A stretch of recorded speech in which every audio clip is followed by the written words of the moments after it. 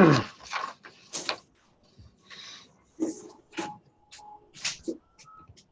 you're ready to proceed? I am. Yep. Okay. It's a little past 7, so we'll go ahead and call the meeting to order and welcome everyone to the March meeting of the Union Township Planning Commission. We'll start with the Pledge of Allegiance. I pledge allegiance to the flag of the United States of America and to the republic for which it stands, one nation, under God, indivisible, with liberty and justice for all.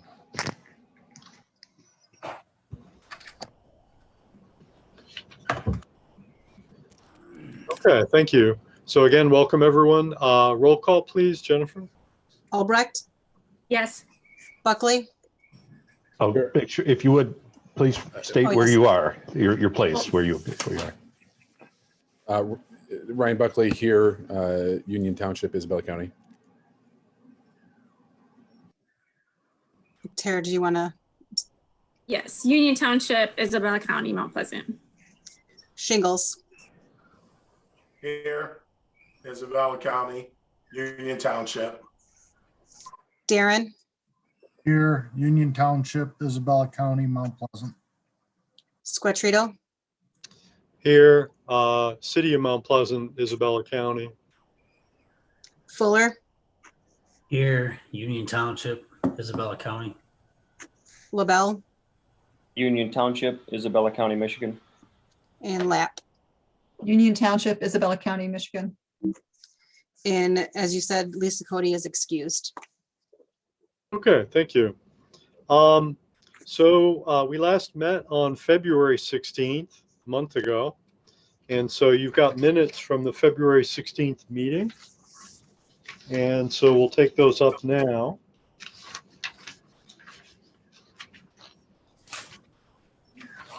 Are there any corrections to the February 16th minutes?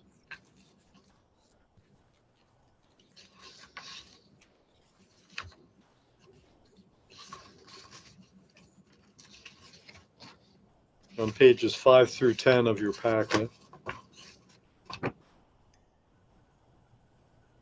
To approve the minutes. We can certainly have a motion to do that.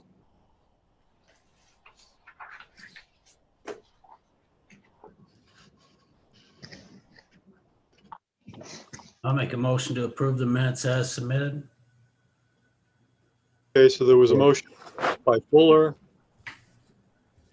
Is there a second? Support. Second by Buckley. Any further discussion? Any corrections to the or additions to the February 16th minutes? So hearing none for this, we'll just do either unmute yourself and give your sign orally or raise your hand. But all in favor of approving the minutes as prepared, please say aye. Aye. Aye. Any opposed? Okay, hearing none will indicate that that motion passed. So we have our minutes, so thank you. Next item is correspondence, board reports, and presentations. First one is Cody, but she's not here, so unless anyone else has anything they want to tell us from the Board of Trustees, I assume we'll skip over that one. All right, next one is Commissioner Buckley, update from ZBA. Yeah, we actually had a meeting. It was brief, but we met on the 3rd of March, and I'm looking at my notes here. I did see, we did discuss that the Isabella County had withdrawn its support of the jail. We had no public comment. We did a re-election of officers with Andy Tyson remaining at chair, Liz Presnell remaining vice chair, Judy Landon is the secretary, and the vice secretary position remained open. I'm typically, as the liaison to the ZBA, I have avoided taking any official roles outside of the liaison. We did have one variance request from the SOS Holding Company, LLC. It was kind of an add-on to a variance that had been provided maybe a year or two ago. It was a signage, for signage. They requested a variance for sign setback from 10 foot to 9 foot. So if they adhered to our current code, they put the sign in the parking lot, which would also put them they were non-conforming as well. So because it was an action that we had taken a couple years ago when they first put up their sign, we felt it was appropriate to go ahead and to approve that variance to allow them to observe just a 9 foot setback instead of a 10 foot setback from the road.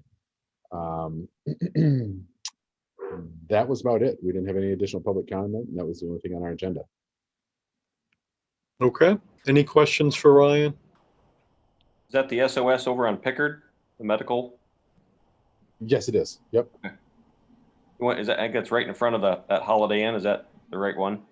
Yep. That's right. And the sign is up. They have installed that sign over there now, so you can actually see the result of the variance. Okay. Okay. I'm going to again recommend, particularly as we move into the business part of our agenda, that even commissioners use their raise hand button. It'll help me kind of keep track of the order in which people have wanted to indicate that they want to speak. I can only see, there's enough people in here that I can only tile like 2/3 of you at a time. So it'll be easier for me to use that function. So next is Commissioner Darren, updates from sidewalks and pathways. I don't have an update. Our next scheduled meeting is next Tuesday on the 23rd. So no update as of yet. Okay. Do either you or maybe Rodney want to take the opportunity to just comment on the email that you sent around earlier today regarding the vacancies on the Sidewalks and Pathways Committee? I could take just a moment if you'd like. Yeah. I sent out the email earlier. Sadly, Matt Mertz, our new member of the committee, has passed away. And with Connie Bills now being on the Board of Trustees, we have 2 vacancies at the moment. So I would just ask you to, as individual commissioners, to kind of ponder people that you know, people that you might be aware of that could be a good fit for the work of the Sidewalk Committee, and invite them to make an application. It's they meet quarterly. It's a position that it can help people get their feet wet in doing this sort of work. But it's certainly a good committee to work with. We're looking for one has to be a resident. The other one is the at-large position. So it can be somebody that's a business owner or other interested party that would have a unique perspective to offer. Okay, thank you. So any other correspondence or reports that anyone has at this time? I see a raised hand from Ryan. I was just going to follow up to the Sidewalks Committee. I can't recall how many members we had on that. Are you, Commissioner Darren, are you able to convene a meeting without those 2, or are you at a standstill, or are you still having meetings right now? We have 2 members right now. We have three members. 3 members. So we have a quorum. We have a quorum. So Okay, thank you. Okay. All right. So thanks everyone for that. We'll move on. Next item is approval of our agenda for tonight. So you've got the agenda, and there's several new business items listed in the order presented. Is there anything else that needs to be on our agenda that anyone is aware of? Got a couple public hearings, got election of officers, couple public hearings, final site plan application, and then the Parks and Recreation Master Plan update discussion and master plan implementation if we get to it. Commissioner Darren? Do we need to add vice secretary on there? I was planning to. Okay. I don't know if it was not on there because it's not enumerated in our bylaws or if it just got left out, but I was planning on including it when we went through that. Okay. That's a great question. Is there a reason Yeah, why it's not on there? I don't know. I didn't check that. That may have simply been my oversight when I passed on the request for this item. So you're certainly welcome to add it in. It's good to have a vice secretary. Okay. So I'd entertain a motion to approve the agenda if anyone wants to do that. I see Stan with his hand up, so we'll say that Shingles has moved to approve the agenda. Is there a second? I'll second. Was that Commissioner Lapp? So second by Lapp. Further discussion? And we'll just do a voice hand vote for this. All in favor of approving the agenda, please say aye and or raise your hand. Aye. Any opposed? Okay, seeing none, we'll declare our agenda approved. All right, next item is public comment. So as I mentioned, we have a couple of public hearings tonight. So the public comment portion is right now is restricted to comments of 3 minutes regarding items that are not on tonight's agenda. So we will get to each of the public hearings in turn. So if you're here to comment on the public hearing topic, we would encourage you to save your comment for that point. If you have a comment on an item that's not addressed on tonight's agenda, please hit your raise hand button. That'll get Rodney's attention and he'll be able to facilitate your ability to speak. We just ask you give us your name and address for the minutes and limit your comments to 3 minutes. So public comment is open at 7:14.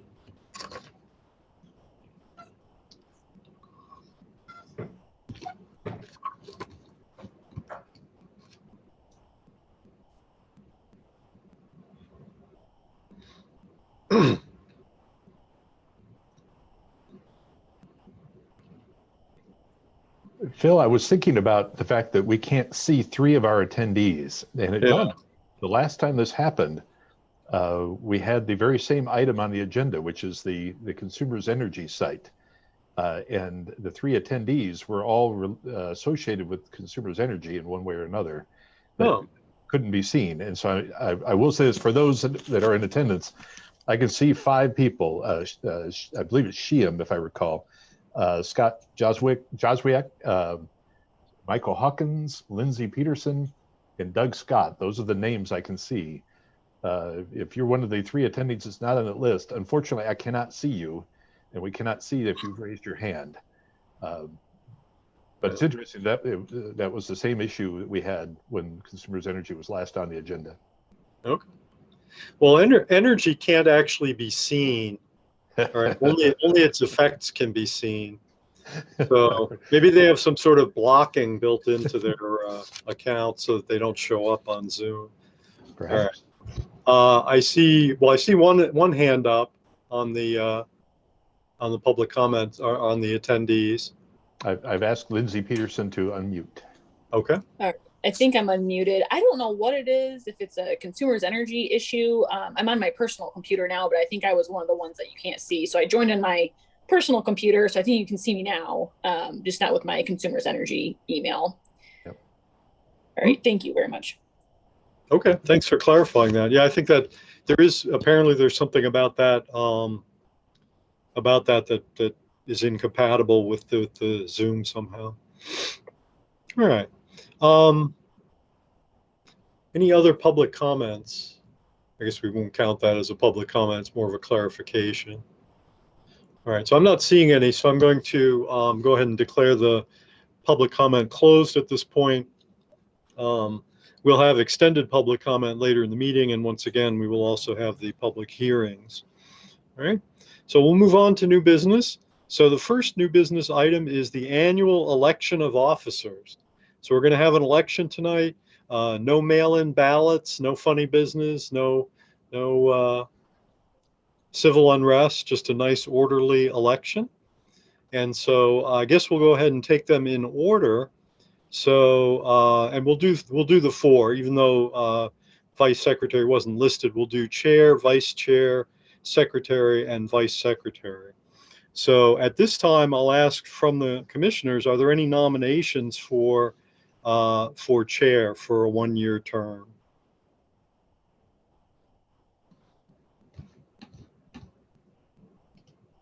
Oops.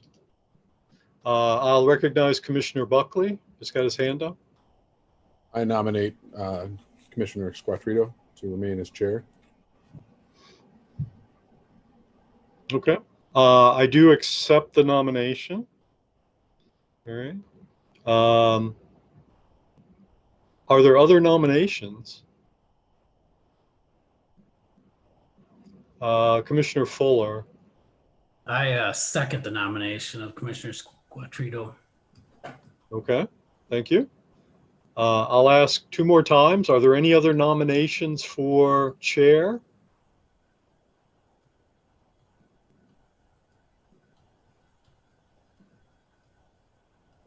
Are there any other nominations for chair?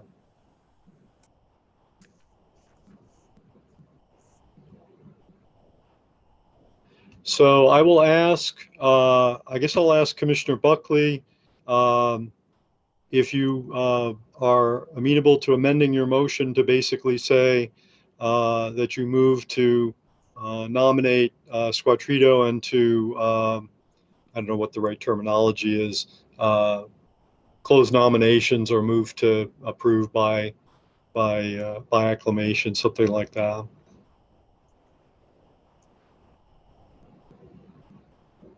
You can unmute yourself. Hitting the wrong buttons.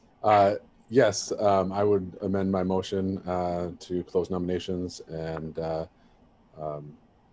didn't catch the phrase that you used, but to move forward with approving Commissioner Squattrito as renewing his chair position. Okay. And is that acceptable to Commissioner Fuller as the seconder? Yes. Okay. Then I guess I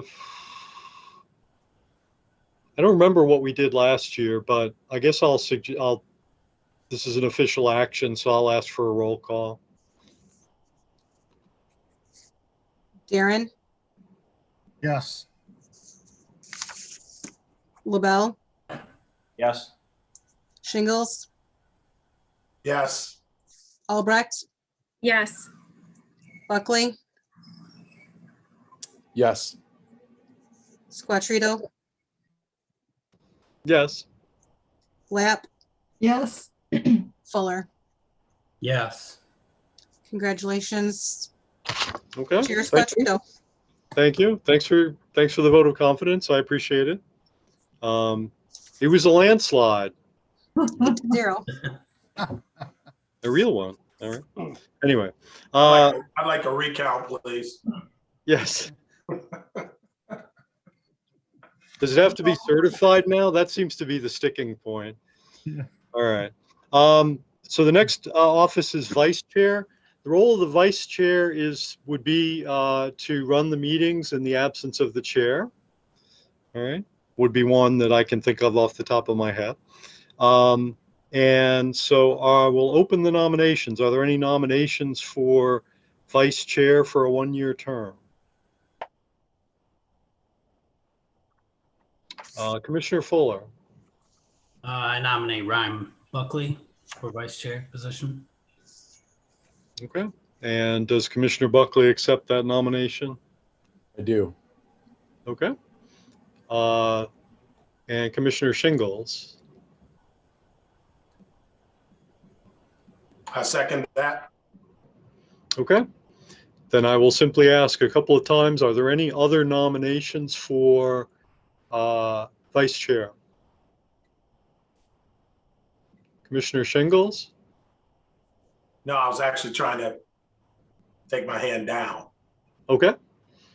Are there any other nominations for vice chair? All right, then I'll suggest that the motion be modified to nominate Commissioner Buckley and close nominations and proceed to a vote. So moved. Okay. I assume that's acceptable to the seconder. So the motion was by Fuller, second by Shingles, right? So we'll go ahead with the roll call. LaBelle, Yes. Lap, Yes. Shingles, Yes. Squattrito, Yes. Fuller, Yes. Darren, Yes. Buckley, Yes. and Albrecht. Yes. And Commissioner Buckley is vice chair, 8-0. Very good. Thank you. And congratulations. Easiest Next, job on the planning commission. next is secretary. Secretary takes the minutes, marks up the, when we have site plans, marks them up, marks up the conditions, signs paperwork, those sorts of things. And so are there nominations for secretary for a one-year term? I recognize Commissioner Fuller. I nominate Commissioner LaBelle. Does Commissioner LaBelle accept the nomination? Sure. Okay. Would anyone like to second the nomination? Commissioner Shingles.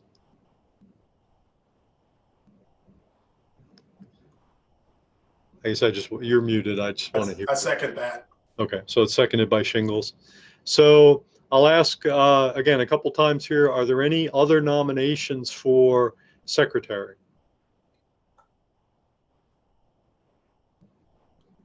Are there any other nominations for secretary?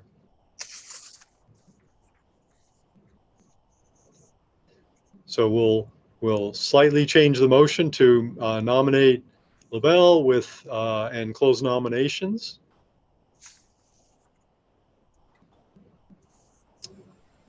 And we'll proceed to a vote.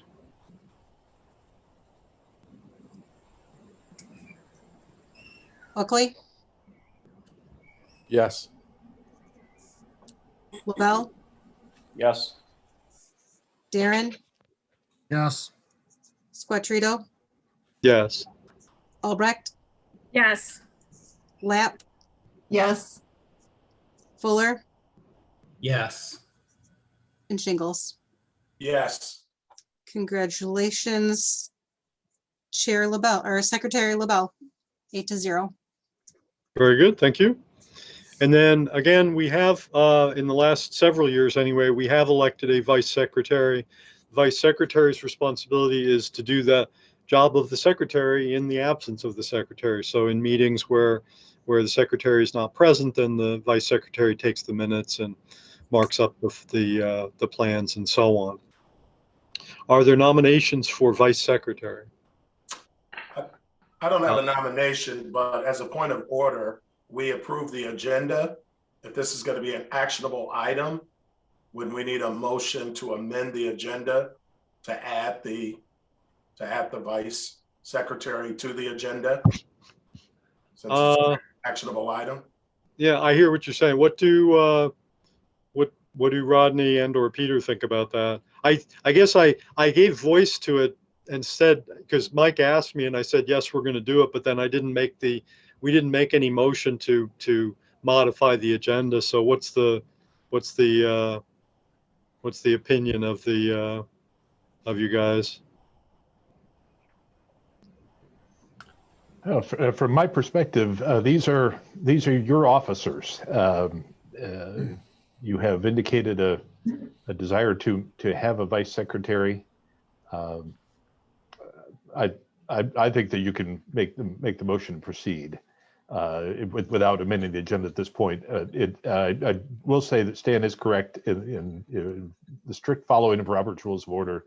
Amending the agenda would have been best, but I don't see it as a significant issue to address here at this point. You've made the indication clear that you'd like to have a vice secretary, and it's simply one of the officers that you would like to include on your list. Okay. Well, can Stan? I just add, it has less to do with the impact and more to do with the precedent. We approved an agenda. You just can't change the agenda because you forgot something without an action. If it's a significant issue, then we're saying it's okay to vote, but because it's an actionable item. If it was an announcement, that would be different. This is an office per our operating code, our bylaws. So that's the, because I don't want us to build habits, Commissioner Buckley has been a good sergeant at arms in my time on this commission to make sure that we don't do those kind of things and that we always have an order that doesn't unintentionally set precedent that then we go back and say, well, the last time we did X versus just taking an order to amend the agenda. I will defer to Mr. Shingles on this and suggest then that we go ahead and have a motion to amend the agenda to add the vice secretary position.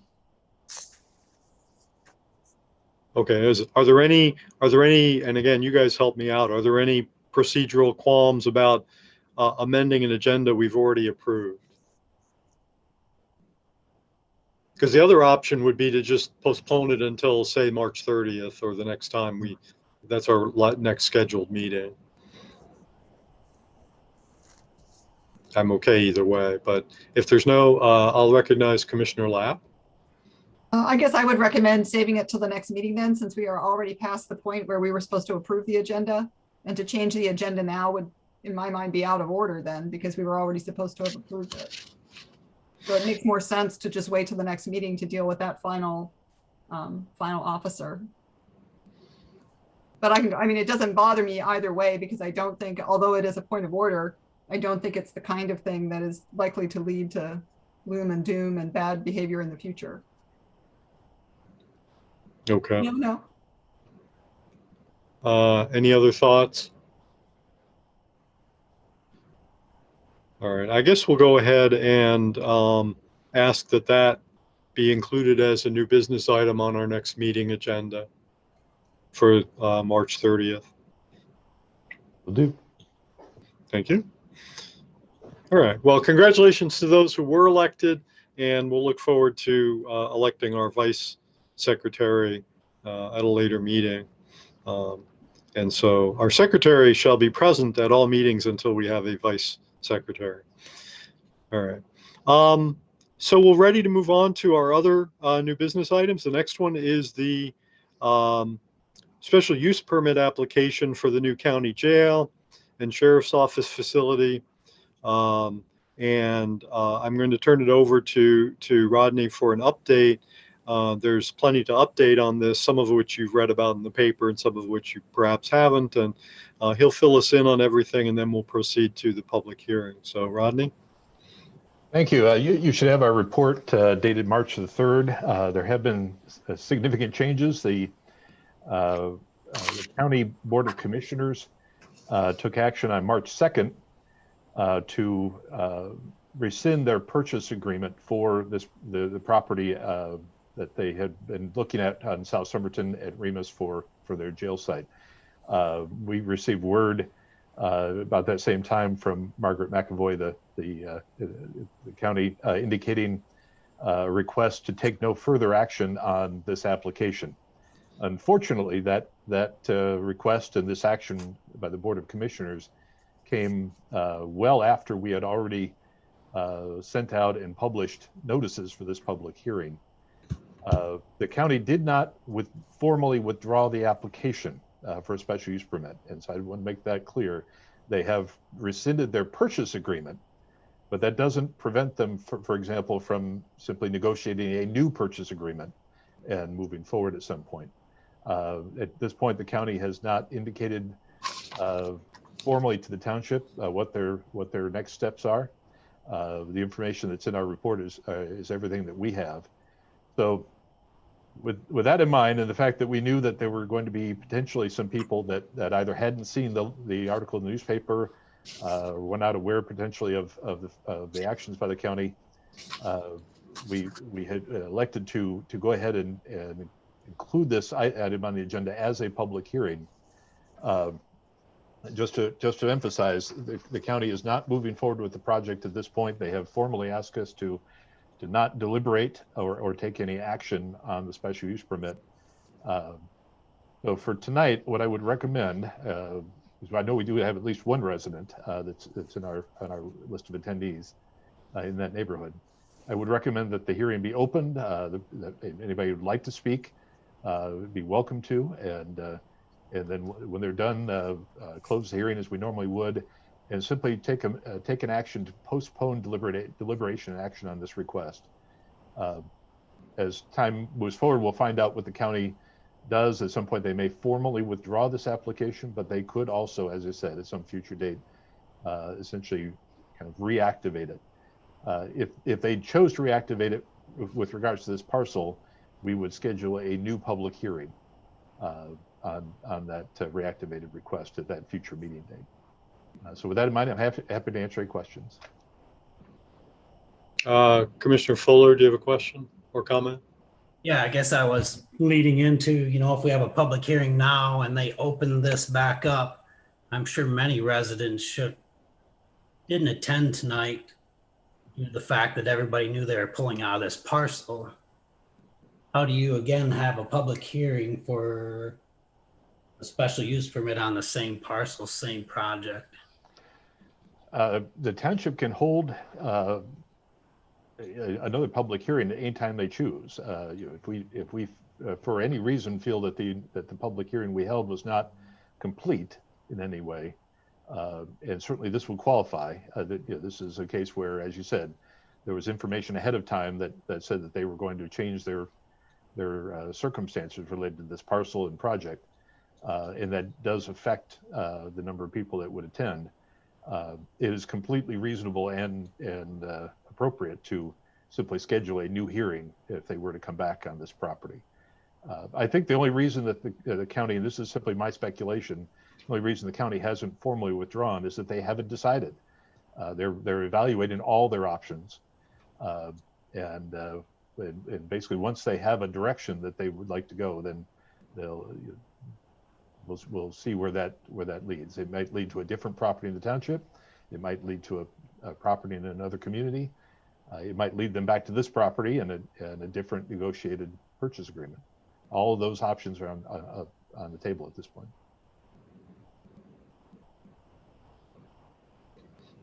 Other questions from commissioners for township staff at this time?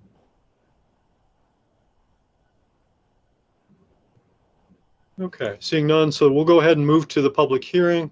Thank you, Rodney. As Rodney indicated, the application was submitted, but then now they're asking us to put it on hold and not take any further action on it. Nevertheless, the public hearing was scheduled, and so we'll go ahead with it now. So what we want to do is give everyone who wants to speak on this topic an opportunity to speak. So we'll have you again indicate your desire to speak by hitting your raise hand button, and then Rodney will will facilitate your ability to speak. And we ask you to give us your name and address for the minutes, and limit your comments, your initial comments anyway, to 3 minutes. And then once everyone who wants to speak has had an opportunity to speak, we'll recognize individuals for additional comments as warranted. So, and I see a raised hand from Fuller. Is that anything? Oh, sorry. Okay, no problem. All right. So, so we'll open the public hearing on special use permit application 20-03. We'll open that at 7:36. And I see a raised hand, so. Hi, my name is Sham Murad. I'm the homeowner at the corner of Somerton and Remus, where the property in question, the Isabella County. I have no concerns at this point in time. I do appreciate the opportunity to attend and be able to voice my opinion, but there is nothing at this point, and would definitely hope if there is any changes to the county deciding on putting the jail back in there with a different project in mind, that we continue to have a dialogue with us prior to approving anything. That's all I have to say. Thank you very much again. Thank you. Other public comments?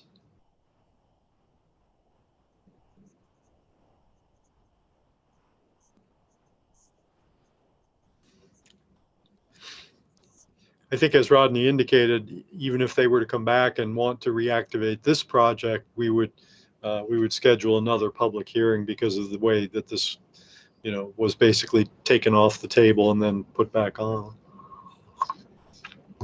if it were to be put back on.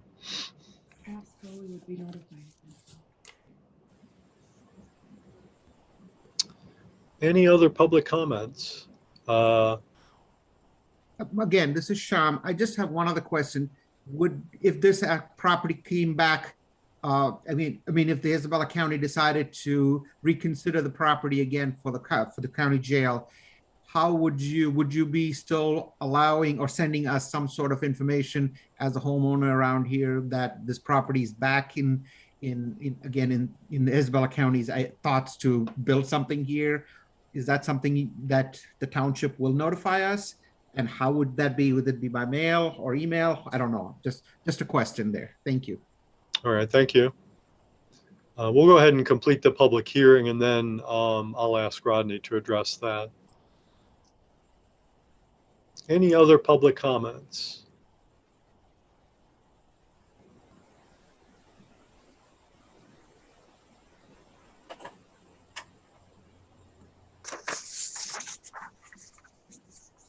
And last call for public comments.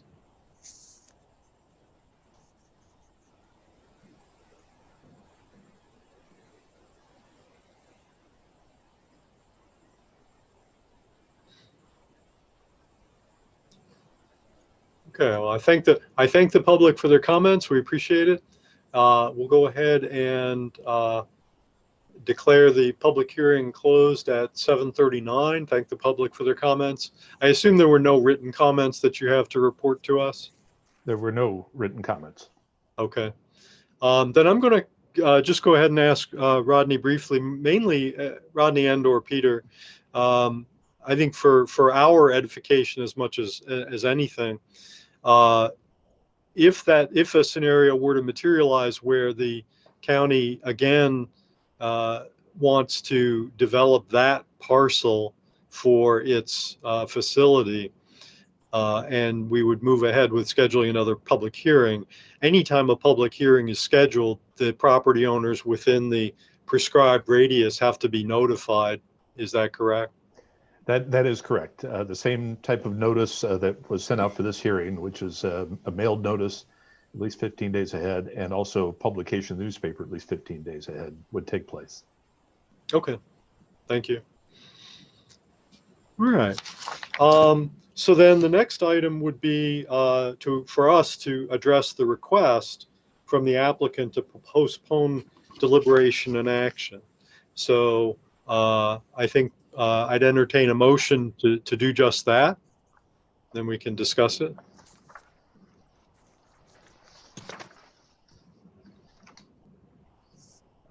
Commissioner Buckley. I'd like to make a motion to postpone deliberation and action on the PSUP 20-03 special use permit application for the new Isabella County Jail and Sheriff's Office on parcel 14-024-20-001-00 per the applicant's request, and until the township receives further communication from the applicant establishing a date certain for consideration of this application. Very good. Is there a second? I'll second.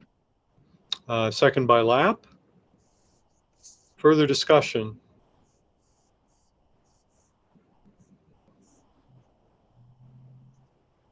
Okay. I'll ask for a roll call, please. Squatrito, Yeah, yes. Shingles, Lap, Yes. LaBelle, Yes. Fuller, Yes. Darren, Yes. Buckley, Yes. and Albrecht. Yes. That motion carries 8-0. Very good. Thank you. All right. So the next item is a rezone request, PREZ 21-01, application to rezone 5048 East Pickard Road, which is on the south side of East Pickard Road and on the west side of Florence Street. It's currently split B7 R2B, and the request is to rezone it to be all B7. So I will turn it over to Rodney for an introduction, and then this is also a public hearing, so then we'll move to the public hearing. Well, thank you. You have our report dated March the 8th, and the applicant's information. This, as you said, this is a parcel on Pickard Road. It has a small house on it at the moment.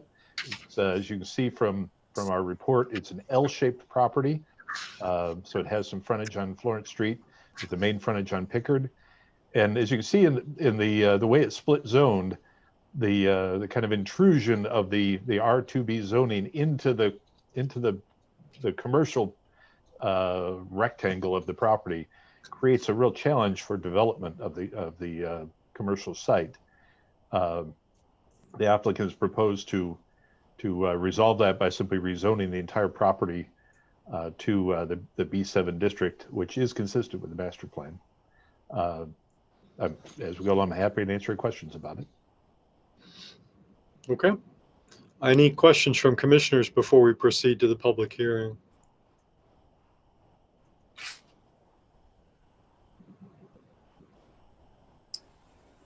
Okay, seeing none. So again, you've heard the request. The request is to rezone that property, the portion of the property that's currently R2B to be B7, which is Highway Business District. And so the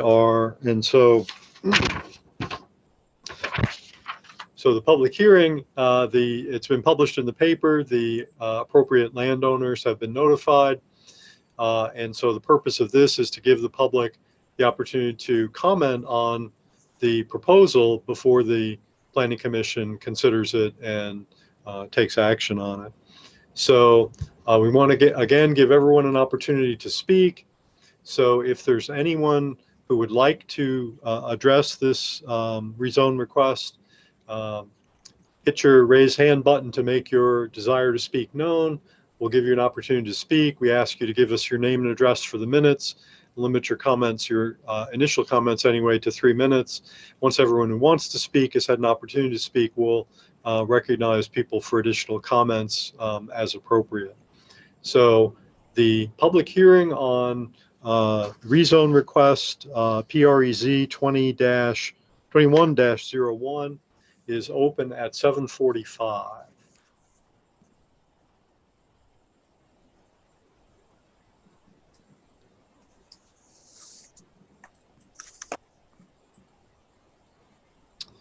And while we're waiting, I'll just ask Rodney, were there any written comments on this? I'm not aware of it. Peter, are you aware of any written comments? No. So no written comments were received on this. Is there anyone who would like to address the Planning Commission on the rezone request application?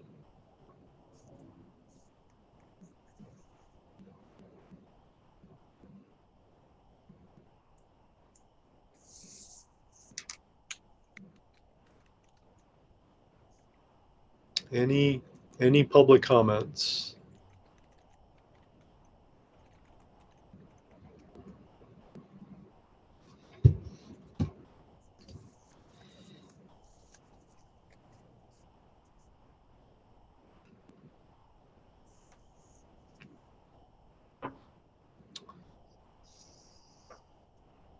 Final call for public comments.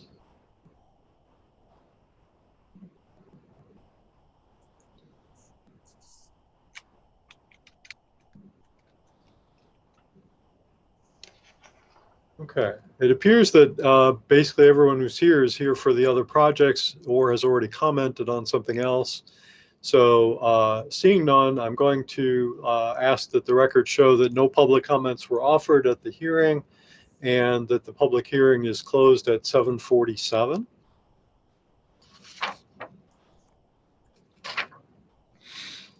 And so at this point, we move to, well, it says updates from staff and the applicant. I think staff has given us their report. Is there a representative of the applicant here? Yes, I've asked them to unmute themselves. Okay. Yeah, thanks, Rodney. Scott Joswiak. I don't think there's really anything I need to add, so kind of let it be. Okay, so the applicant's representative is here to stand for questions if anybody has any. So basically it's before us, so we're ready to move to our deliberation. Okay. And so I open the floor for commissioners to comment and or, well, whatever you'd like to do. Commissioner Lapp.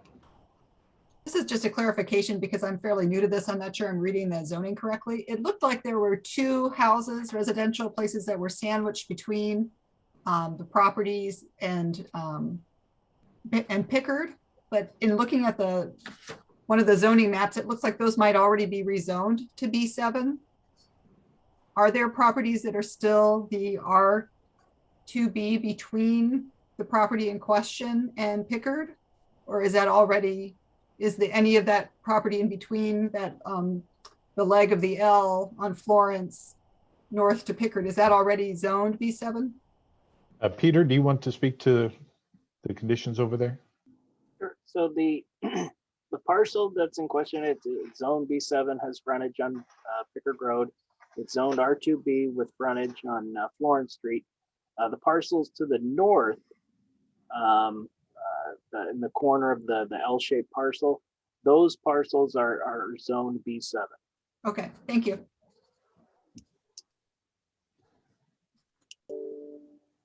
Other comments or questions? This is, as a rezone, this will be a recommendation to the township board, correct? That is correct. Okay.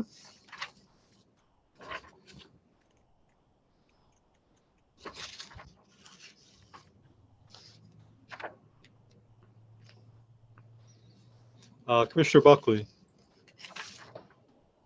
I'd just like to, it appears as though based on the letter that we have in our packet, it doesn't appear as though the parcel is actually currently for sale.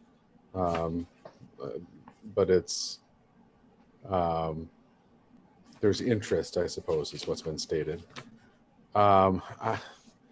The other thing that I struggle about with this, and I know that we've got a couple of new members, but we had a similar request, and I'd like to get other planning commissioners at least bring it to the forefront and get their attention or get their opinions on it, because we had a similar request for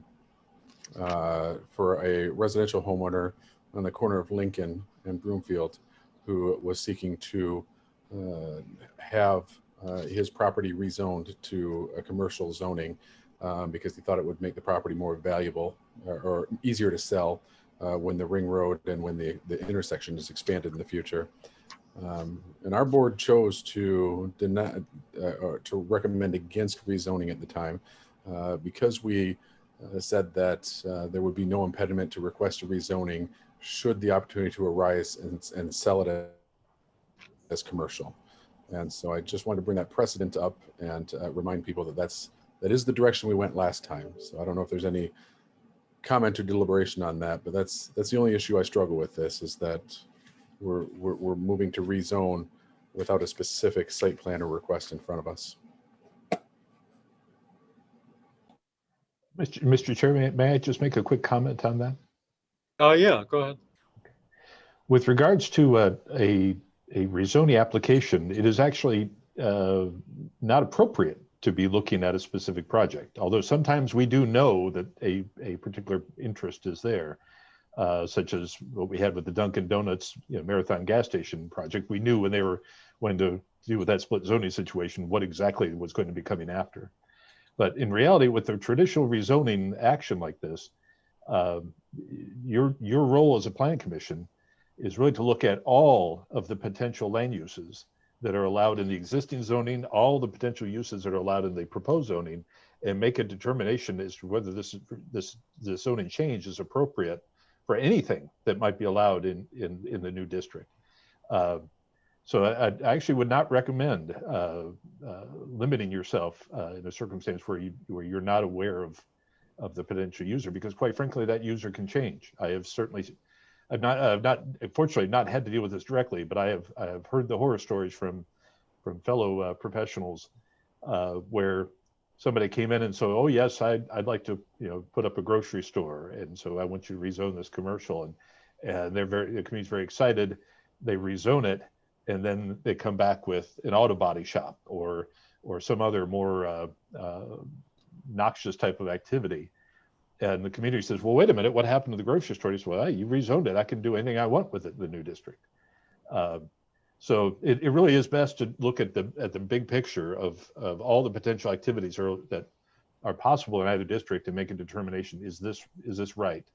One of the criteria in our report, we reference section 14.5G, which is this findings of fact section, and we have a number of factors there that can and should be considered, and whenever you're looking at a rezoning action. One of them is related to the master plan, and a determination: is the timing right? So even though this property is master planned for the retail service designation that's the equivalent of this B7 zoning district, you certainly have the ability to find that essentially the time is not ripe yet for whatever reasons you indicate, that the time is simply not right to rezone this. And the language of this section talking about master plan being based on a 10 to 20 year time frame, looking at trends in the area, infrastructure, and other factors. You certainly can identify reasons to say recommend against a rezoning. My recommendation would be is that whatever your decision, that you back it up with specific reasons, specific findings that support that, whether it's a positive recommendation or a negative one. I appreciate that clarification, Rodney. I was just trying to make sure that we were trying to be consistent, but your clarification is definitely insightful and certainly makes a lot of sense. I guess that's based on your clarification, that alleviates any of the concern that I might have had. Okay. Other comments or thoughts from commissioners?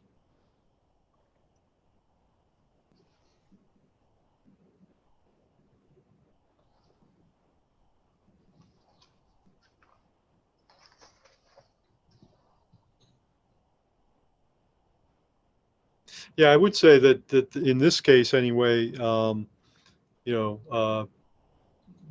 the rezoning in question it's certainly not a spot rezoning. It's very consistent with the property around it. It's consistent with the master plan, with the future land use map, and so on. So even though it's I don't think speculative is the right word, but again, it's not, to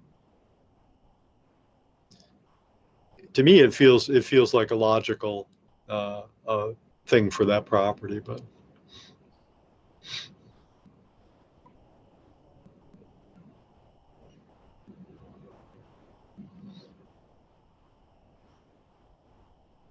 Other comments? Commissioner Fuller? Yeah, I agree with Phil there that rezoning this parcel make it more attractive for development in there, so that a developer doesn't have to go through this rezoning 1 month, 2 month process in order to get their project going.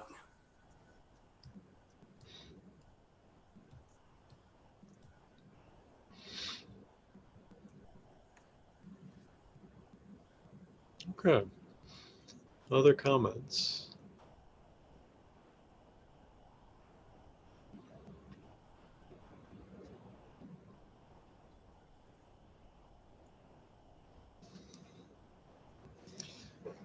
We can have a motion.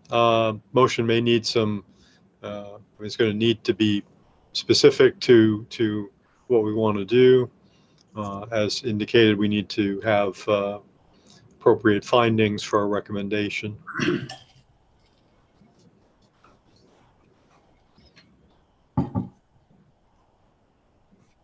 Commissioner Fuller. Yeah, I'd like to make the motion to recommend to the Township Board that the PREZ 2101 zoning map amendment to rezone the easterly 79-foot by 240.47 portion of the 1.16 acre parcel at 5048 East Pickard Road, parcel ID number 14-146-00-003-00, located on the south side of East Pickard Road and the west side of Florence Street, from R2B 1 and 2 family medium density residential to B7 retail and service highway business district, be adopted based on the following findings. 1, the subject parcel is located in the East DDA district and is the only lot in the east along the East Pickard Road that is split R2B and B7. 2, this rezoning is consistent with the master plan's goals, objectives, and policies for the retail service area as designated in the future land use map. 3, a lot that is split zone can create obstacles that inhibit reasonable development of the lot.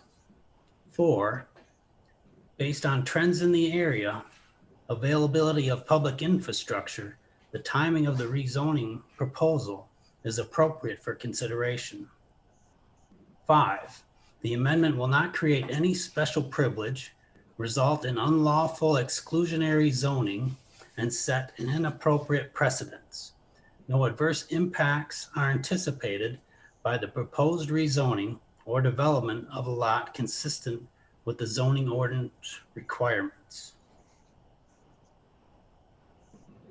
And item 6, any future development would require to conform to the requirements of the B7 district and the site development, screening, and land use buffering standards of the zoning ordinance. So the motion was made by Commissioner Fuller. Is there a second? Second by LaBelle. Further discussion?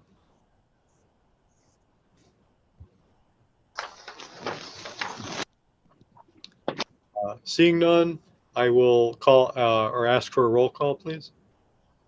Lapp, Yes. Albrecht, Yes. Shingles,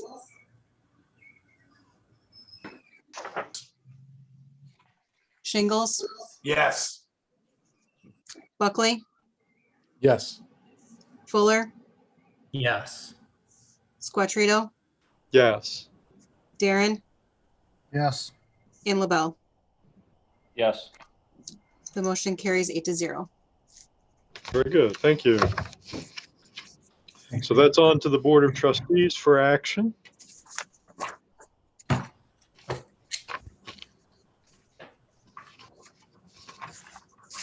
Okay.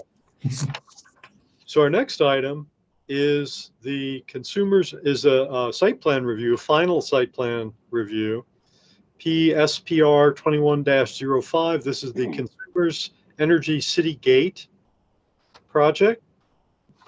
So, and they're of course here, but we'll have a brief introduction from Rodney, and then we'll let the applicant speak, and then we'll move on to look at that. Thank you very much. You have our report dated March the 9th. This is the final site plan. You reviewed the preliminary site plan a couple of months ago for this project. The project involves pretty much a complete rebuild of the what you can see above ground for this consumer's energy installation. There is a substantial amount, as you know, below ground in terms of infrastructure.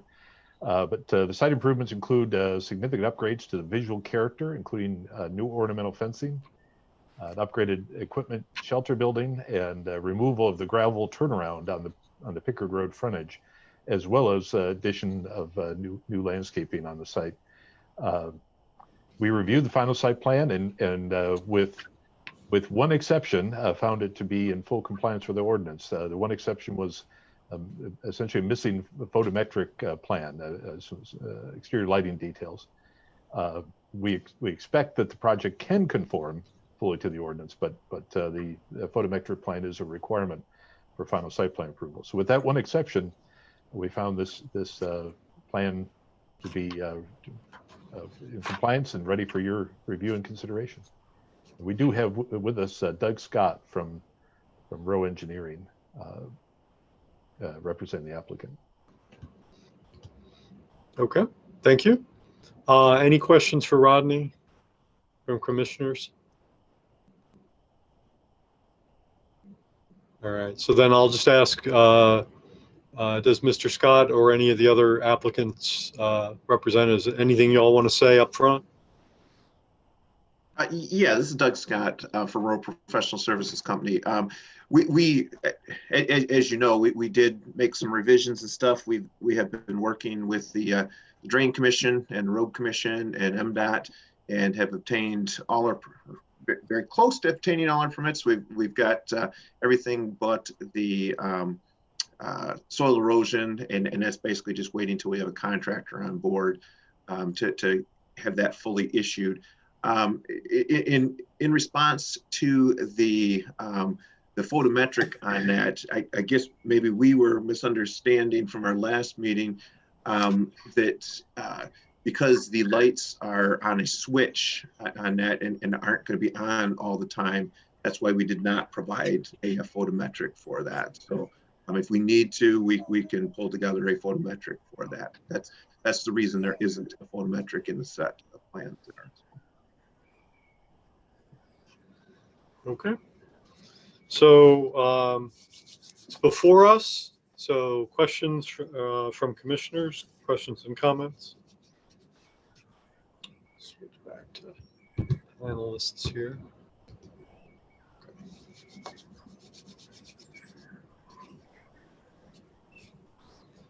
Mr. Darren.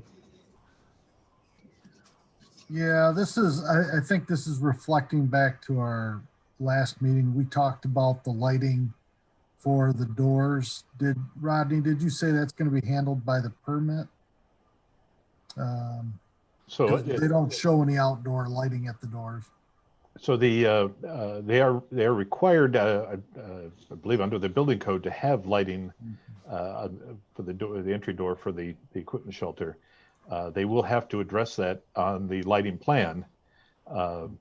So we're comfortable that they can comply with the ordinance, but those details will need to be on this missing lighting plan. Right. And it will, yes, it does include the lighting over any building mounted exterior lighting. Yeah, I thought we raised that question last time, or raised that point last time. So, and so what would happen at this point, if you're comfortable with approving the plan with the two conditions that we've recommended, then what would happen is Peter would evaluate that information as part of the building permit application that would come in for the new building and for the fencing, because the fencing being 7 feet tall actually also requires a building permit. It's considered a structure under the state construction code.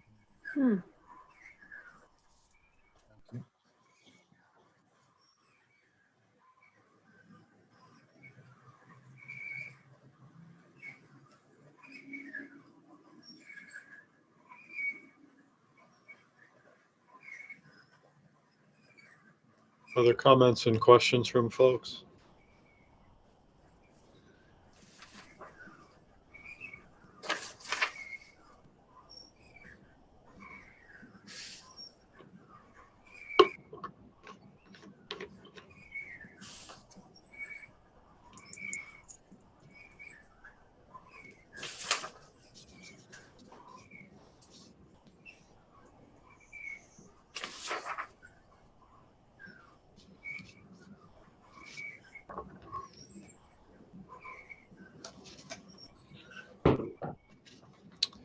So I saw LaBelle followed by Buckley. So Doug?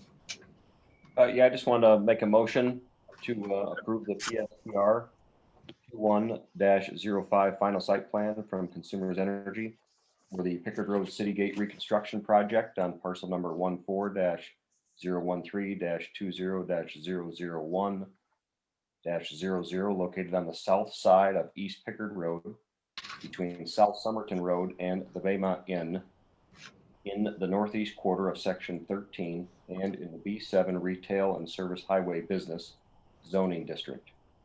Finding that the February 2021 site plan fully complies with the applicable zoning ordinance requirements.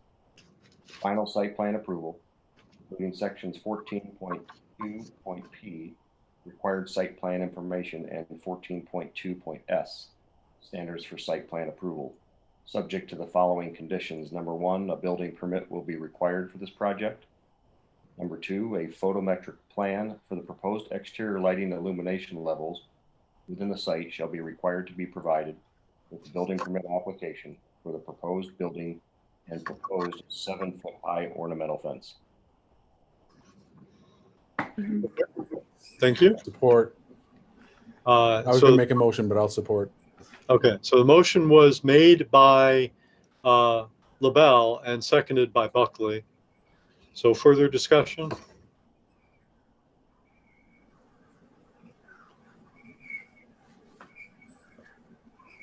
If not, we'll call the roll, please. Barron, Yes. Fuller, Yes. Albrecht, Yes. Buckley, Yes. Lapp, Yes. Shingles, Yes. LaBelle, Yes. and Squattrito. Yeah. The motion carries 8-0. Very good. Thank you. Thank you.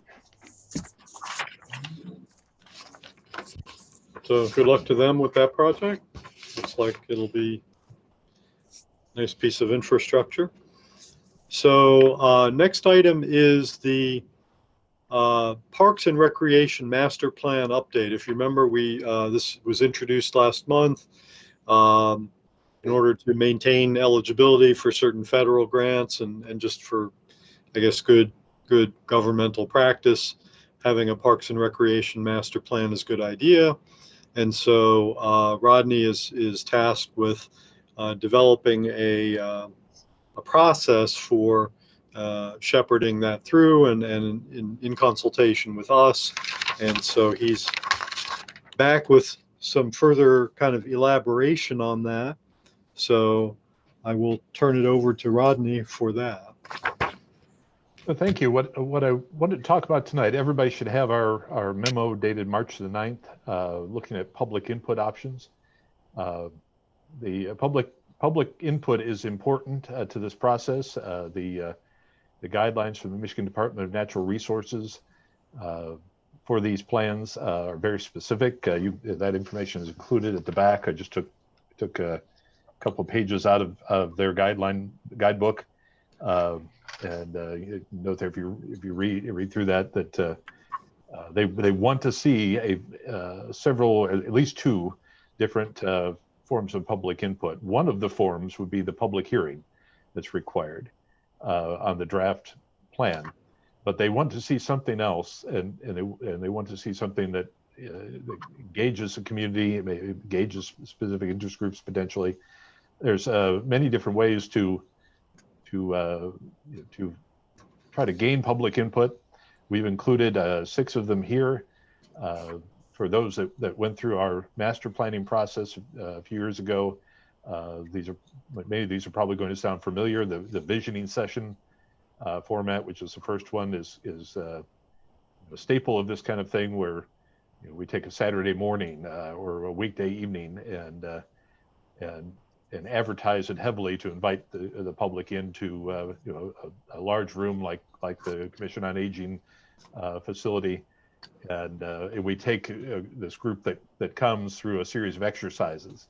It can be a large group discussion, small group discussion, kind of various different elements that can come into play in a visiting session. That can be a visual survey, showing pictures. Do you like this? Do you not like this? To gain input in a number of different ways. We try to engage different senses, engage those that are more kinesthetic versus auditory versus visual through different exercises. That's one way to gain input. Some of the others are a little bit more intimate. The focus group idea certainly would be an open house event where it's essentially more passive, where we might have static displays that would be available. They might be at the library, here at the Township Hall, other public places at the parks themselves, where people come and interact with information, essentially, where we might have somebody there that could answer questions, but it's more of a passive approach to gathering information. So what you see here are a number of different approaches, some of which we would be asking the Planning Commission to be significantly involved. The visioning session format is a wonderful way, with breakout sessions where we might have specific questions or topics we want to learn more from the public on in a discussion framework. So we break a bigger group out into small groups and have individual planning commissioners kind of leading a discussion on a specific topic, and then have those groups move around, or have the commissioners move around, so that all the groups have the chance to answer maybe 3 or 4 different questions. An open house event would be similar, where we might be asking planning commissioners to be available to answer questions at a location where we have some displays and maybe a small survey or something. At time of survey, we do have a couple of survey options as well, where we might do a community survey of some sort, maybe 10 questions that we really want to know more information on, or we might do a targeted survey where we focus on certain groups. I would know to hear school children or specific neighborhoods around one of the parks. These are all options. These are all possibilities, and so what I would like to get from you tonight is your level of comfort or discomfort with any of these, questions you might have about any of these, and if there are particular processes here that you feel would work well, you knowing the community well, and or that worked well the master plan. That certainly we want to kind of start to prioritize which of these or any other public participation means we might want to employ. The last thing I'll say before I just open it up is my first choice would be the visioning session. Being a planner, being a consultant, that's one way I can do that. Unfortunately, COVID has made that a very difficult situation. We can't get a large number of people into a room comfortably. They won't want to come. Even if they're in the room, they're going to want to be far apart, which makes it hard to have a conversation. So that could be an element of this, but we would have to do it in a very different way. We might have to do it in this format, for example, rather than in person. But anyway, I'm happy to. I'd just like to open up to your comments and thoughts and see where we go with it. Mike, Darren. Well, my thought and something to consider is, our parks are usually specific reasons. So the Union Township, the park behind Union Township is targeted towards either the younger ball players, from the beginners to the grade school age. And then it's also targeted for families to bring their kids to the playground. And those are the typical uses other than the spotty people coming over to use the batting cages on off hours. And then typically the pavilion is rare. I mean, you see a lot of people using the pavilion, but I'm not sure where the association is. If it's just one of many that we have and it happens to be free, but it seems like a target audience. We're not really targeting an audience for farmers market, because all of us go down to the city park, and that's just where it is, and it accommodates it well. But it's also the place for the skateboard park, and we have one in the area, and that's probably all we need, right? And so it just seems like our parks are targeting different demographics, different age groups. And I think that's what we need to do, is pick a park and target the age groups. And then I think we also need to ask the question for all of our parks about accessibility. Because when I look at most of the parks, the parents have to drive the kids to get there. Where if you look at the Island Park, you've got the kids on their bikes that their parents trust them to go down to that park, and they're on their own. So it's getting a lot of use through bike traffic, because it's very accessible from all the way around, north, south, east, and west. Where this, our fields here, most parents have to drive their kids or their families to that park. And that's most of our parks. So I think that would be a good input to the Sidewalks and Pathways subcommittee, is gathering some of that information from the people who use our parks. Just a few comments. Very good. Thank you. Ryan Buckley. I'd like to, I guess I'm curious, first and foremost, I mean, it sounds like we could do kind of any or all of these types of methods and kind of mix and match with what we're comfortable with. But I guess I might take it a little bit of a step further than Commissioner Darren. I would really like to, I guess one of my questions was on the final one, presentations and one-on-one interviews. Would that include the opportunity to, hear ideas or anything from consultants or anyone else that might, I guess I don't know what our parks can be. And, while I do agree with Commissioner Darren that they seem to have some well-defined uses, I'm curious if there's, if we did have, someone with expertise that could come to us and offer a presentation that might be able to tell us how we can attract more people to the parks, or what types of things might attract more people to the parks. So I don't know if when we talk about the presentations, if we're talking about actual consultants as well, or just maybe some people with expertise or interest groups in the area. That's maybe my first question. Maybe Rodney can help with that. Well, I mean, certainly I have some expertise in that area. I'm not not a park guru, but I have some of that expertise. We can invite anybody to make a presentation. I will say this, that the plan that we have right now has a lot of that already in it. Now the data is a little older, dates back to 2010, but is still, I think, to a very large degree, quite valid. And it was put together by one of those experts we might have invited in today. That professor that shepherded that project put a great deal of his expertise into the document.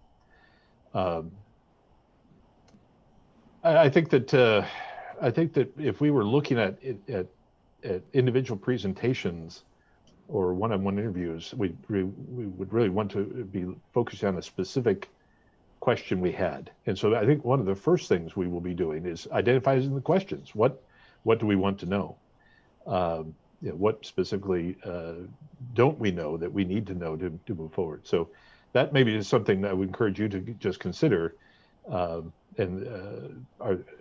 you look at the parks, as you consider your use of the parks, or children or grandchildren or nieces, nephews, or others, what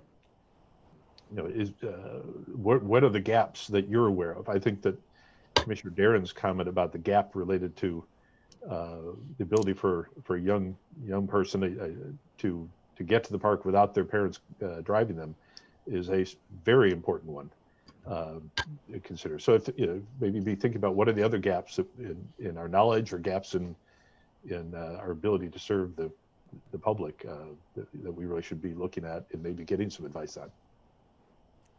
Thank you for that, Rodney.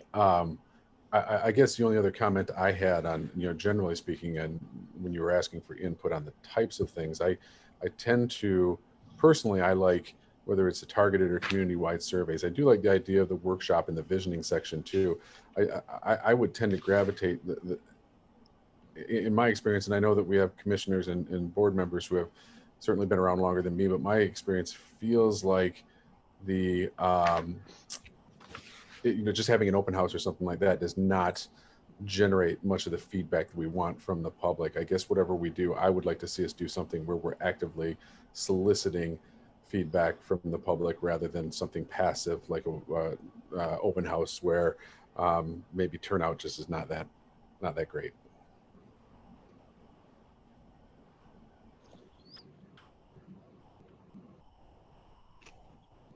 Yeah, I think that's always a struggle, is getting people to engage with it and getting people to actually come out and give their opinions. You usually end up with fairly small groups of people. Other comments?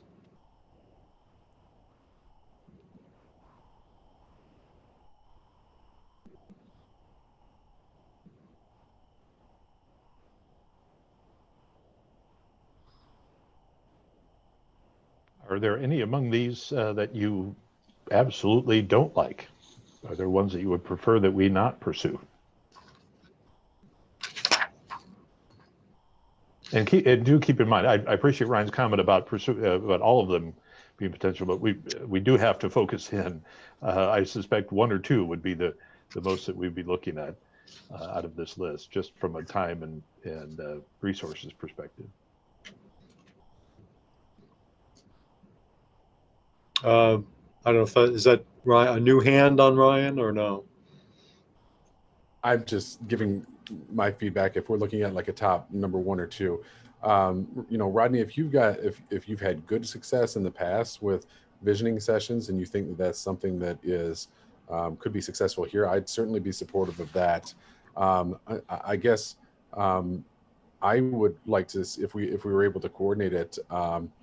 I think that rather than maybe the presentations and the one-on-one interviews, the focus groups, if we're looking at some specialized, some specific groups, might generate some good feedback that way as well. Those might be my top two.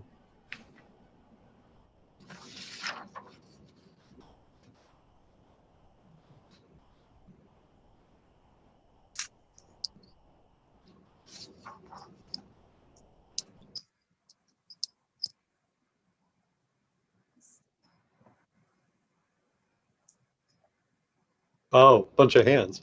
So I don't know the orders they went up, so we'll go alphabetically, I guess. Fuller, then Lapp, then Shingles. I looked away, sorry. Yeah, if I were looking through these, I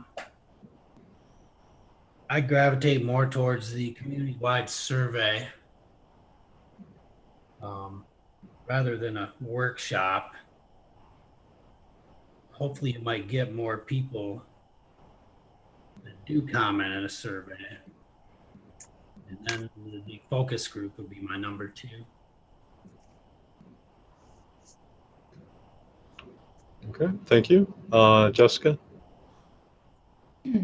I agree with Commissioner Fuller. I think that doing a community-wide survey is a really good first step. I think that invites feedback from everyone, whether or not they choose to provide any feedback. You've at least made that attempt to reach people across the township. But I do think following up with focus groups or the workshops is a good way to then try to pull things together and invite people who are really dedicated and have a lot of commitment to this to then participate in those further discussions. Very good. Stan Shingles?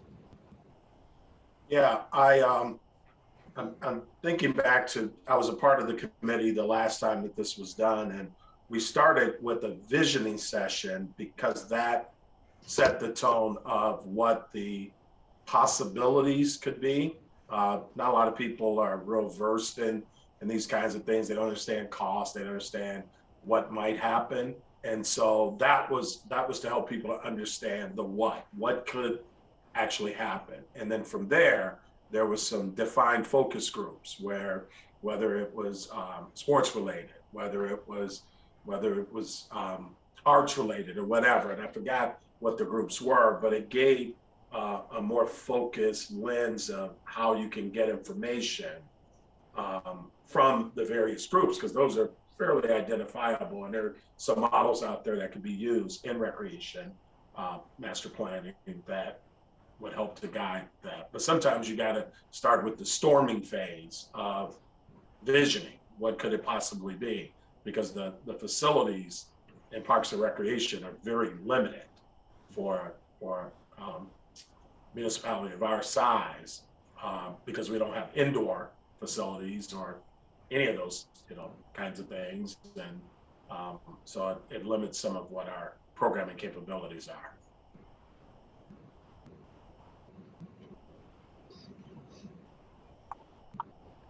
Very good. Good feedback. Other folks who haven't voiced an opinion yet, if you have an opinion, now's a good time to voice it.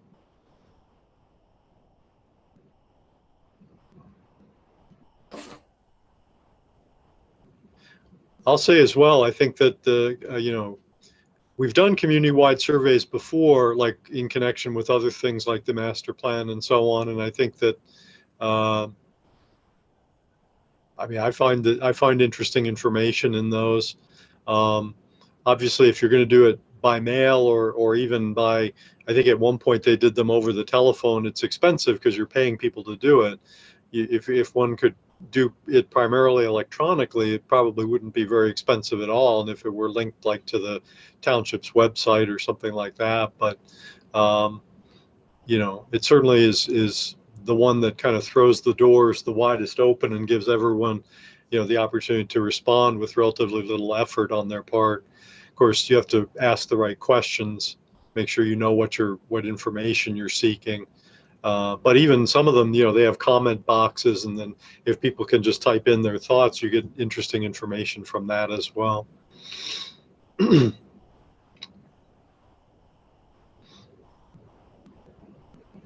Asking the right questions certainly is going to be a big part of this. That Yeah. will be another area where we rely on our conversations about what specific questions we would like to know more about. Well, so how do you feel? Do you feel you've gotten, is there anything you haven't gotten from us tonight that you were seeking? Actually, the comments that you made, these are very helpful to guide this. I think Ryan has his hand up, but I do definitely appreciate all of the input that I've gotten. Okay, so we'll go back to Ryan. Thank you. I apologize for, I hope I'm not monopolizing. I just wanted to follow up. I do like Commissioner Lapp's idea of starting with a survey and then following up with something more focused, because that gives us something to start with or to talk to people about focus.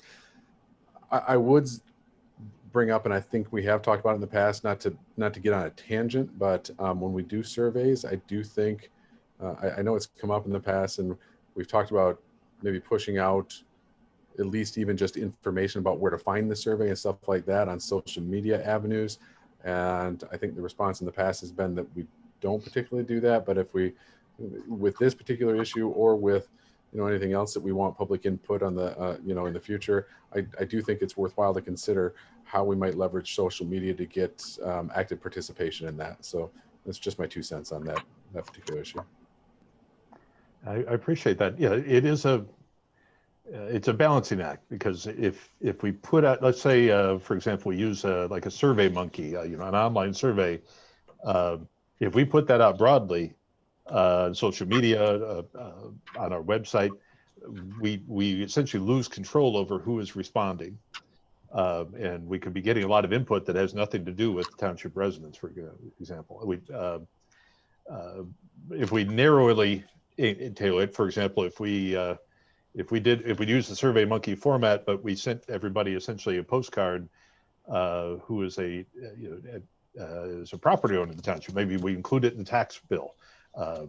So it's only going to property owners, and it's only going to essentially the property owner that pays the bill.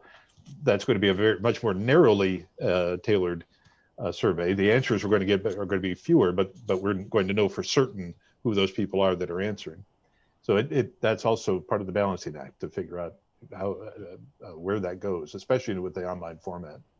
And by the way, the online sort of Survey Monkey format is definitely preferable from a collection standpoint, because they do all that work in terms of compiling the data that would otherwise have to be done by hand if we were getting mailed surveys being returned to us. That's far more labor intensive. Rodney, that's I appreciate that insight. That's good insight. And maybe this is a dumb question, but I'm going to throw it out there anyways. But do we only want the input of township residents, or might we consider? I suspect that just like, we might use some city facilities, the city might have residents that are using our facilities. Would we want, or is that just too far out there? We don't. I mean, you know what I mean? Do we want input from the community or just the township? And I don't know the answer to that question. I don't know. Certainly, I do know who pays my salary. I will say that first of all. But I guess that's a question of what are your thoughts on that topic? Could I build off of that? Yeah, go ahead. I liked where Ryan was going, but I think we need to also, like I was saying earlier, we use a lot of the city facilities. We use the CMU facilities. We need to encourage, we don't want a lot of duplication, because something's going to sit stagnant. And so I think we need to look at that. Do we want another Frisbee throwing golf park, or is everybody satisfied with the one on CMU's property? I mean, you don't want to duplicate too much, because you're just wasting valuable space. So I think that needs to be part of the survey. The other thing that I was going to bring up, and it's after listening to everybody, it's how we use our parks. And we kind of talked about age before. I think at some point down the process, we need to get to the parents and say, how do you feel about mixing ages? The attraction to certain, like our ball fields, you've got a lot of supervision there most of the time, either watching the little kids play on the playground or watching the ball games. But if we put something at or two attractions at a park, and we're trying to encourage kids without their parents or supervision to go to the park, and then we've got another attraction there that's attracting the college kids or high school kids, are parents going to feel comfortable having non-supervised kids there? I just think that's down the road a little bit if we change the attractions, but I still think security or comfort level with different age groups at the same park might need to be addressed. Okay, thank you. Any other comments on this topic?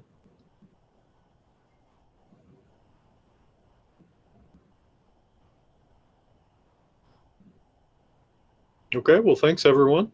And we'll wait to hear back from Rodney with the next step in the process. So the last business item is one that is on there every month, and it's going to stay on there every month for the foreseeable future. But I wanted to take a minute or two and just make sure that our newest member and all of our members remember what that is about. So basically, it's just F. It says F, Master Plan Implementation. So all of you should have a copy of our master plan. The last edition or last revision is from 2018, and section 5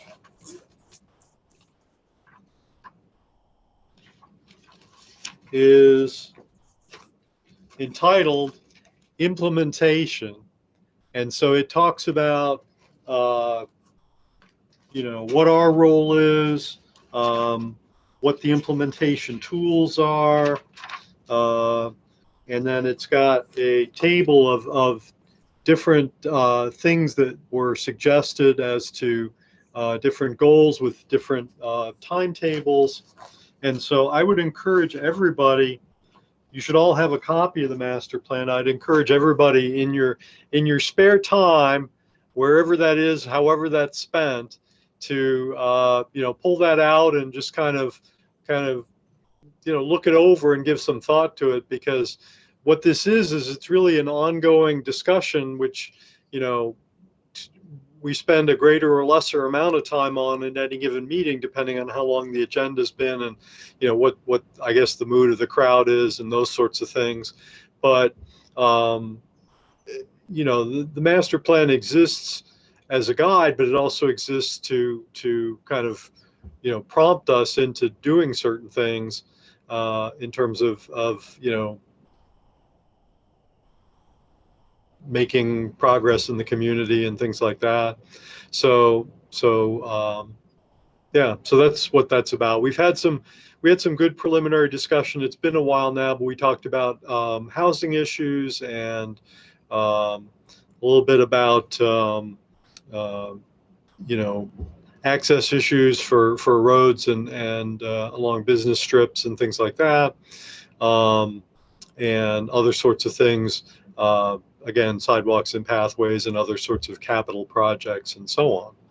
So I guess, we may not want a long discussion tonight, but we did pretty well on time for this meeting, I think. So I'll just open it up at this point. Are there any comments or questions from anybody in relation to the master plan implementation, or, has anybody had any revelations in the last month that they want to share at this point?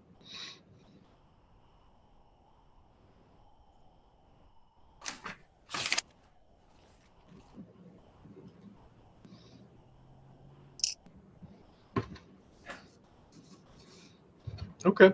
Well, one of the things we talked about was the 2020 census is eventually going to report its results to us, and that's going to hopefully give us some useful information on what our population is, because one of the issues that we had talked about was housing, affordable housing, what types of housing is available, is it appropriate, all these sorts of things.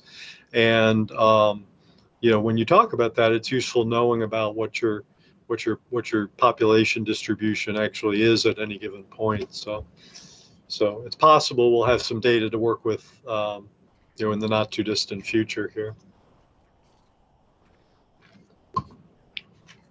So any questions? Commissioner Buckley.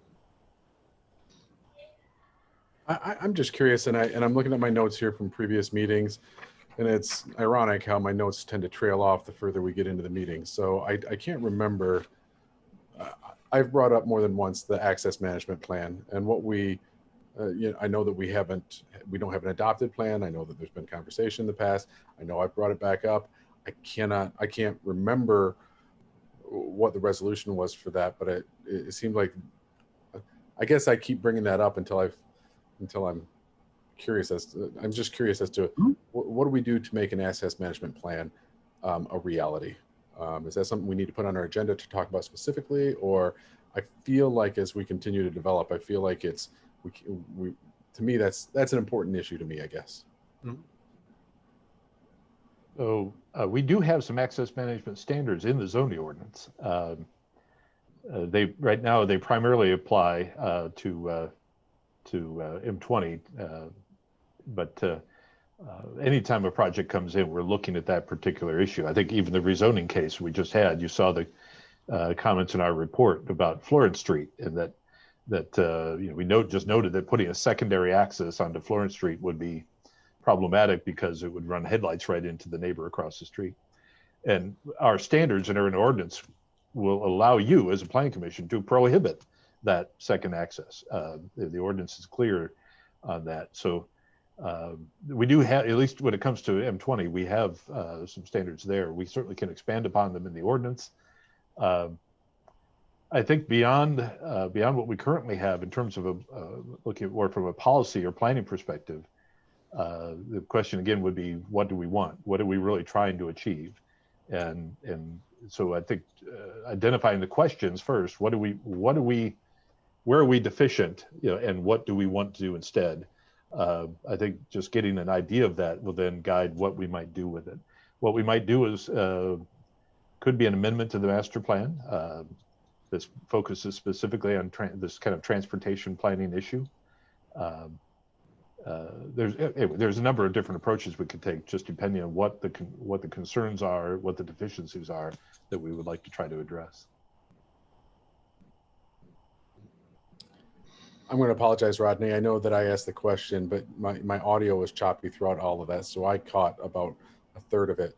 But what I could pick up is, and I apologize because I couldn't hear, but what I could pick up is, it sounds like we do have some language in our ordinance that we can rely on. We have some standards that we can look at, and we have to essentially just decide for ourselves whether or not we want to formalize something like that into its own specific plan, or if we're comfortable in resting on what we have kind of as maybe some standards that exist within the existing ordinance. Was that the gist of what you were saying? That is the gist of it. My suggestion is perhaps you and I should just talk. You're welcome to give me a call. We can arrange a time to chat further about that. Maybe we can get into some more specifics so we can then bring back to the rest of the commissioners. But yes, you got the gist of it. Alex? Yeah, one action item here, growth management. Ensure coordination between public works and planning departments so township utilities are expanded in a logical and efficient manner. I just don't know what role the planning commission has in this process. Well, especially in the light of tonight where we lost a development because we didn't have available sewer and water to the project. And I work in a lot of communities in an hour and a half radius that are continually putting water and sewer to promote and manage growth. And it has been a really long time since I've seen Union Township plan and build water and sewer for growth projects. What role do we have in that? Well, I'll say, first of all, we have a project that I was just talking earlier this afternoon. I met with the Economic Development Authority Board talking about the East DDA district. And one of the projects that they identified in their budget for 2021 is to do an engineering study for extending water and sewer in an area that doesn't have it right now within the East DDA district. For an economic development project. And I've been having conversations with Jim McBride from the Middle Michigan Development Corporation about how they might be able to help with that. Maybe even the state has some potential resources if we have a specific project. So that activity is ongoing in that framework related to the East DDA. The Planning Commission actually plays the most important role, frankly, in this, in that you have established in your master plan essentially a growth management boundary, saying by identifying areas that are intended to remain rural, both an agricultural preservation area and then the rural buffer area. And that is very important, because what can happen if you don't have essentially a boundary to say, this is where we want development to happen, this is where we don't want it to happen. What you get is scattered development, because development naturally moves to the least expensive land. And so, they will leapfrog property that would otherwise get developed if it was within a more defined growth management area. It will leapfrog those smaller parcels that they might have to land assemble to go to a larger greenfield site and say, well, look, just extend the line out here. And that's quite frankly what happened with this county jail project, is that the county was looking at another property. That property had water and sewer. It was in our water and our sewer districts. It had road access. It had all the utilities set up. They ultimately chose not to purchase that property and purchase this other one instead. And well, I'm sure there were a number of reasons. I suspect the price was one of them. The other property, it was less expensive. And quite frankly, it's less expensive because it's not in an area, it's not part of the sewer district. Although there was a sewer line on Remus Road, that line had a district associated with it that was coordinated with our master plan. So it only included the properties on the north side of Remus because our master plan said that the property south of Remus at Somerton was in the rural buffer area, not intended to have utilities. And so your role in adopting and updating the master plan and defining where growth should go and where it shouldn't, where new development should go and where it shouldn't, is very important. And as a township, you know, we have urban areas, urban and suburban type environments, both neighborhoods on small lots, the commercial areas, industrial areas, but we also have still a strong rural economy, an agricultural area that is worth protecting.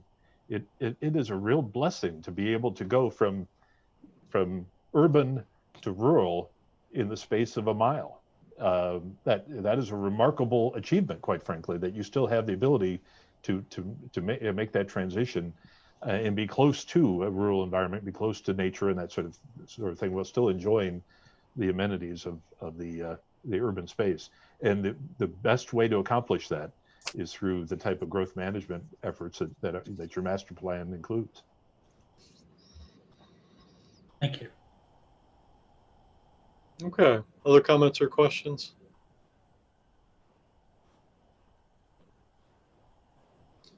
All right, we'll continue to think about that, and we'll, like I said, it'll be on our agenda. It's going to be a regular item for indefinitely.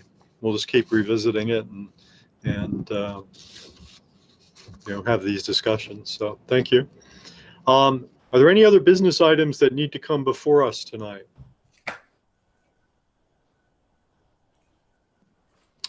All right. So then we'll move to extended public comment. So this is the portion of the meeting where individuals are invited to address the Planning Commission on any item, whether it was on tonight's agenda or not. We ask the public to, again, indicate your desire to speak by hitting your raise hand button. And when recognized, give us your name and address for the minutes and limit your comments to 5 minutes on any issue. Extended public comment is open at 8:50.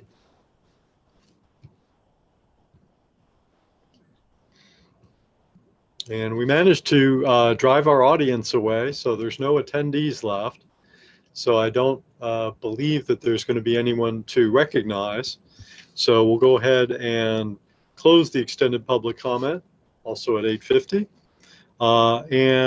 Next item is final board comment.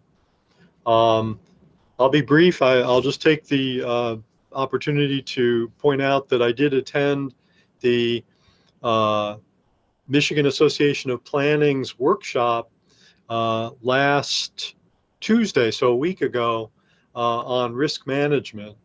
And it was one of these, was a Zoom thing. It went from 6 to roughly 8:30. The main thing I want to say is that I feel like, of the things I heard, I feel like we're already doing a lot of them. We're doing a lot of the things that they recommend, having these carefully worded motions and one of the things they said is, all planning commissions should have bylaws. Well, we have bylaws.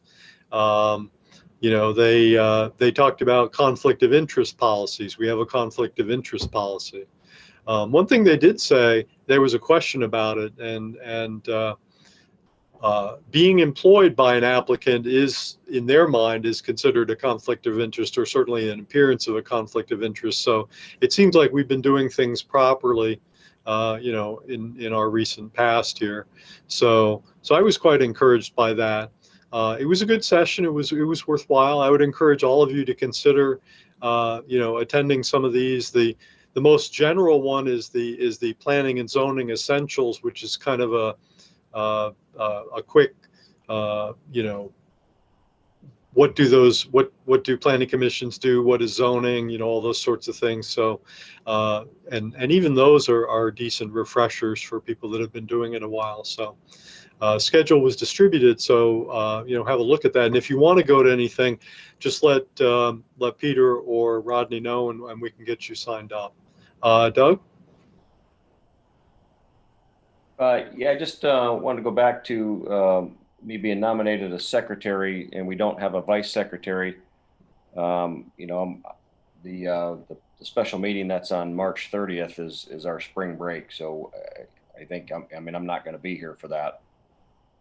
So I'm not sure how we proceed if there's no secretary or no vice secretary.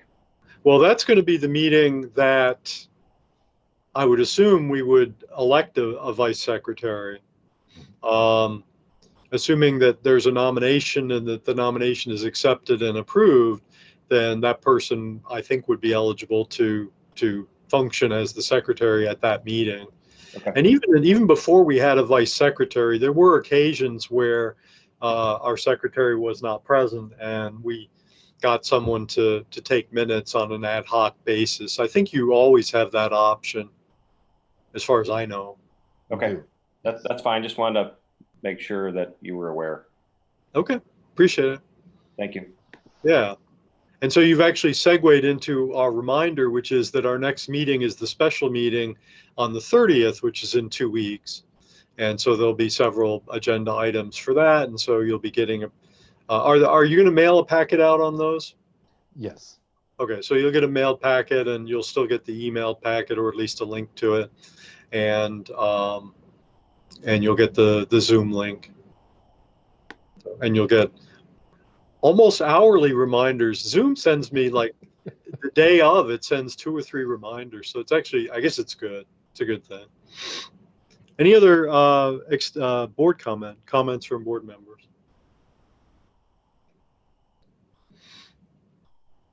All right, well, if not, thank you very much. We've completed our agenda for this meeting, so we'll stand in adjournment until the 30th.